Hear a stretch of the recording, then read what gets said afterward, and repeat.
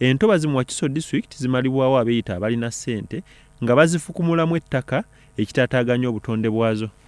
Zeeyambisibwa okusengejja amazzi agaamukoka ne gadda mu migga n'ensulo ez'obutonde wamu n'okumalawo amataba.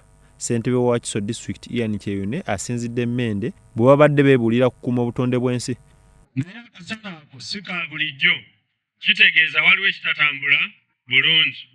Tusooke ffe twerwaneko oba oliawo gye bujja mu maaso embeera y'ensi eneddamu n'egoberera ekyaliwo edda. Waliwo okulwanagana wakati w'essente n'obutonde bw'ensi. Abantu baga nti nze njagala kutema muti gwange njokye amanda nfune ssente. Bala bagamba njagala kutema muti gwange olemu embaawo nfune ssente. Naye ekyamazima kiri nti osobola okufuna ssente ng'oli mulamu.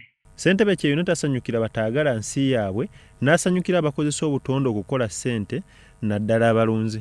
N'olwekyo olutalo wakati w'essente n'obutonde bw'ensi, essente tuzaagala naye tusooke tulwanirire obutonde bw'ensi bujja tuyamba okutuuka ku ssente.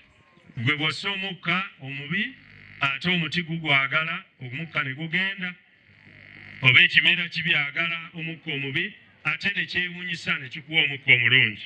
So okubeera mu nsi ng'erina emiti oba gya bibala oba emiti emirala gyonna egya nansangu kya bugunjufu era nga Wakiso District tugenda kyongeramu essira. Sunday John Bosco Semmambo okuva mu Minisitule y'Obutonde n'Amazzi asabye ab'e Wakiso okukuuma kiragala disitulikiti gw'erina omuyitirivu. Era buli lw'okwatanga akazindaalo ng'oyitibwa ku mukolo ne gwa gwakanjula amawulire agakuuma obutonde bw'ensi gasoosowaze kubanga obutonde bw'ensi yennyaffe nabulamu era waatali obanga tokumiddwa bulungi obulamu obwaffe maneyane mye. Ssaabaganzi Rebecca ow'obutonde bw'ensi Wakiso alaze ebikyalemesezza abantu okukuuma obutonde. Gana okukozesa obuveera ne mukozesa ebinaddamu okukozesebwa ne bitayonona butonde tuba tulina kye tukendeezaako.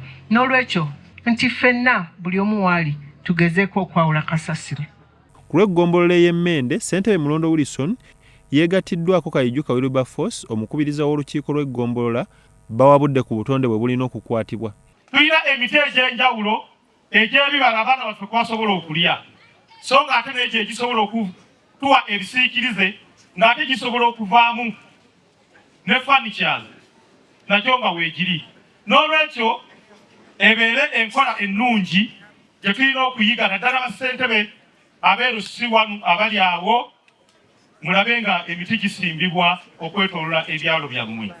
Nkubiriza abantu okulaba nti olunaku bwe lutuukawo tulabe nga tujjukira oba twejjukanya tukuumye tutya obutonde bwaffe kubanga kwe tujja omukka gwe tussa.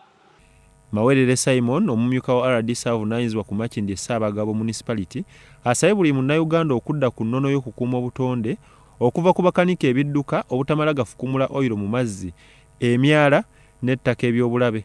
Bwe mba nkola observation nja kwebaza ekitundu kino kye tulimu leadership yakyo nti boba environment bagiprotectinze kubanga ndabe emiyembe ffene waali so n'abalala nabo ekyo babe nga bakikoopa bongereko okuba nti basimba emiti.